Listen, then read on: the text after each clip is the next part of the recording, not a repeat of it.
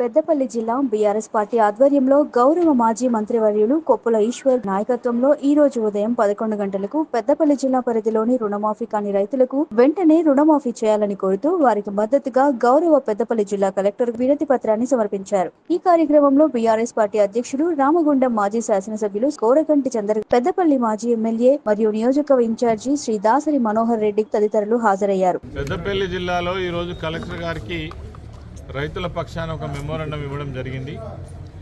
ఎందుకంటే ఈ ప్రభుత్వం కానీ రేవంత్ రెడ్డి ముఖ్యమంత్రి కానీ మంత్రులు కానీ రైతులందరికీ రుణమాఫీ చేసినామని చెప్పేసి బాగా పెద్ద పెద్ద మాటలు చెప్తున్నారు.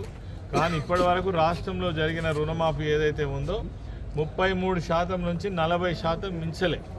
లక్షల మంది రైతులు ఇలా మాకు రుణమాఫీ కాలేదు అని మొత్తుకుంటున్నటువంటి పరిస్థితి.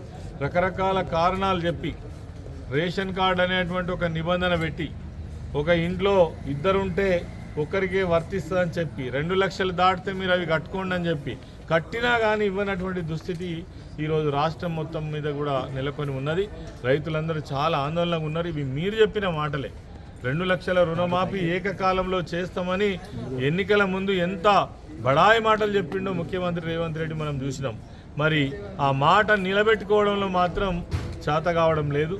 అన్ని స్కీమ్స్ ఏవేవైతే రాష్ట్రంలో గతంలో కొనసాగినటువంటి ఏ ఒక్క స్కీమ్ కూడా కొనసాగించకపోగా వాళ్ళు చెప్పినటువంటి ఏవైతే 6 గ్యారంటీలు 420 హామీలు ఏవైతే ఉన్నాయో ఏ ఒక్కటి కూడా కనీసం దాని మీద రివ్యూ కానీ దాని ముఖం ఇవ్వడం కానీ, మరి ముఖ్యంగా ప్రధానమైనటువంటి జీవనాధారం రైతులు, భూమిపైన ఆధారపడి బతికేటువంటి వాళ్ళ పొట్టగొట్టేటువంటి ప్రభుత్వం ఈ రేవంత్ రెడ్డి ప్రభుత్వాన్ని మనం చూస్తున్నాం. నీకు చేతనైతే చేస్తా అని చెప్పు, మోసం చేస్తావా, దగా చేస్తావా?